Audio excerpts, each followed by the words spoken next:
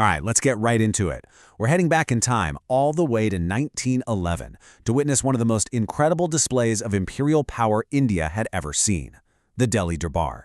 This wasn't just some fancy party.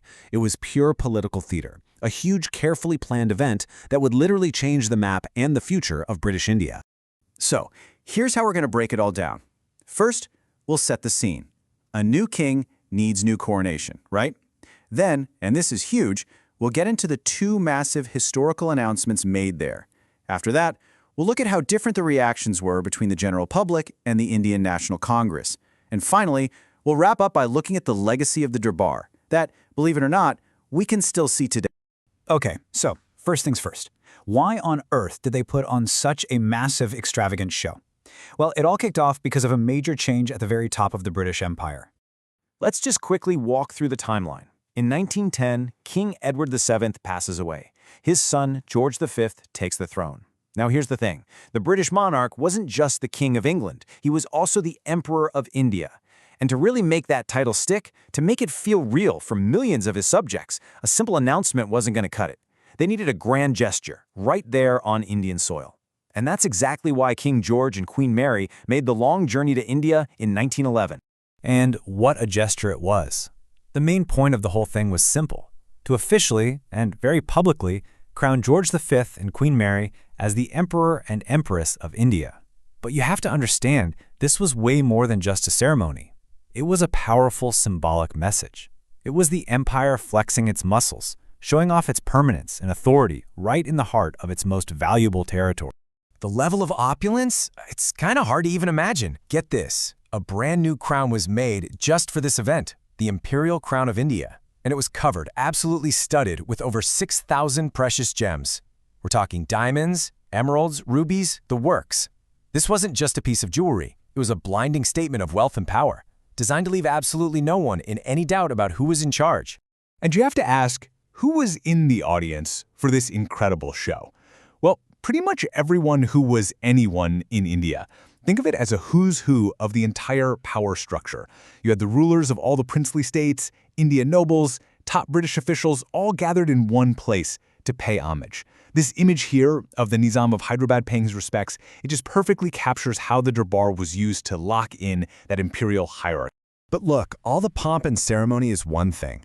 The real reason this event is so important, the reason we still talk about it today, comes down to two absolutely game-changing announcements that the king made right there at the Durbar.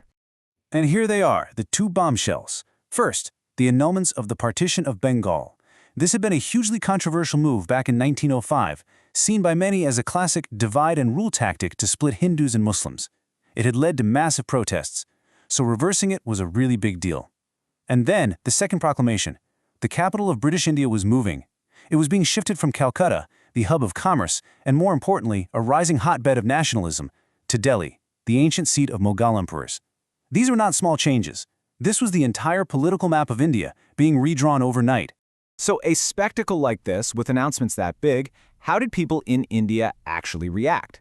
Well, it's fascinating because you see this huge split. There was a massive difference between how the general public saw it and what the political leaders thought.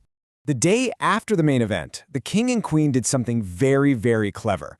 They went to the Red Fort and appeared on a balcony for what's known as a Jharoka Darshan. Now, this wasn't a British tradition, it was a Mughal one.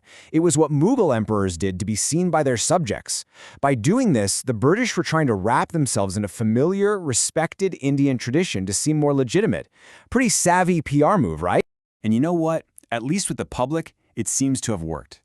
It's estimated that around 500,000 people, that's 5 lakh people, flocked to the area around the Red Fort. And for what? Just to get a glimpse of the royal couple. It shows you just how much curiosity, and for many, real excitement there was among the people. But the view from the political class was completely different. The Indian National Congress was holding its session in Calcutta that same year, and they passed a resolution absolutely slamming the Durbar. They condemned what they called its extravagance, the incredible waste of money on all this pomp and circumstance while so many in the country were dealing with poverty. For the growing nationalist movement, this was just a perfect, infuriating example of the empire's misplaced priorities. So when the dust settled, the royals sailed home, and the crowds went back to their lives, what was left behind? let's talk about the Durbar's lasting legacy, because it really did continue to shape India for decades to come. So, let's just recap the key takeaways here. The biggest legacy, without a doubt, is Delhi becoming the new capital. That decision made in 1911 defines the political geography of India to this very day.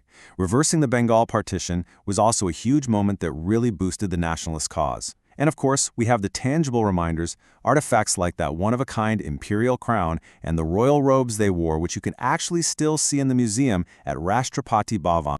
And that really brings us to the big question, doesn't it? What was the Delhi Durbar all about in the end? Was it just a raw, unapologetic display of imperial power meant to intimidate everyone into submission?